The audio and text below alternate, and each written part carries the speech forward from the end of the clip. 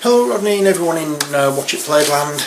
It's Stephen here from Spider's Web, and I just wanted to leave a quick message about in response to the Tabletalk episode you put up last week. It's a difficult one for me to answer, for the reason being I was diagnosed with fibromyalgia a few years ago, and it affects me in different ways, but two of the ways it affects me, which affect my gaming experiences, are concentration and memory. So in that respect, for me, playing the same games over and over and over again is better, because the rules then will stick into my head. I don't get bored with them. I know the ones that I will enjoy, so therefore my attention won't drift. And I know if anybody has watched any of my gameplay videos on my channel, my attention drifts. That's because I'm trying to not only play the game but use the camera, talk about what I'm doing, and my head's all over the place. Plus I don't have someone there to watch over what I'm doing to remind me that I'm doing things wrong. So it swings and roundabouts. About 4 or 5 years ago, and I started collecting Warhammer 40,000 figures again, and I then heard about Wigan War Games Club when I was looking through the internet, so I decided get in contact with them, go down, learn how to play Warhammer 40,000. That went well, because I played about 4 or 5 games there over the last 2 years, and my head just can't get into it. That's all. There's too many things I've got to think about, too much concentration needed, and after about half an hour my brain's just gone. So I concentrate more on board games now, especially with figures. If it's got miniatures, I'm happy. Best of both worlds.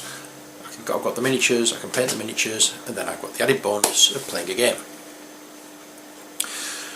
But as I said, the concentration and the memory problems do actually take its toll.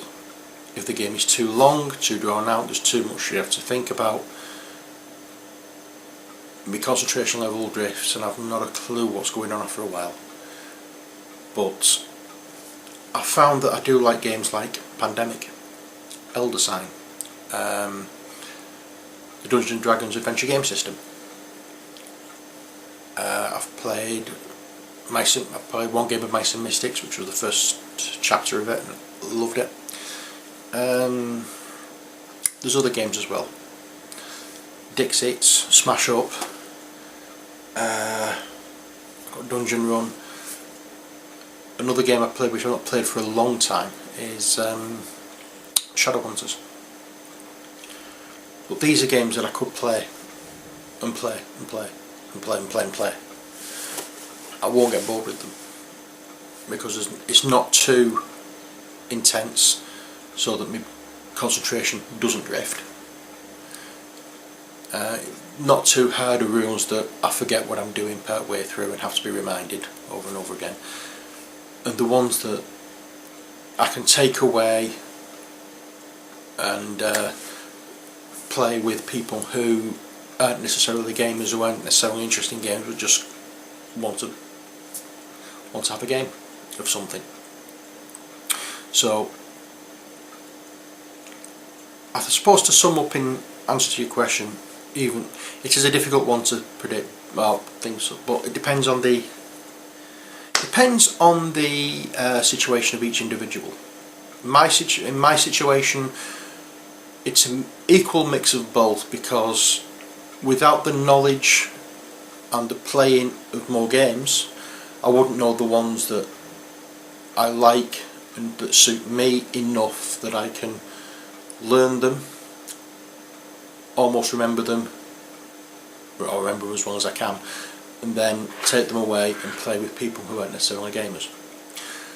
The games that I can take away and play with, as I said, people who aren't necessarily gamers, are ones that I can play over and over and over and over again. So yeah, to me it's a mix of both.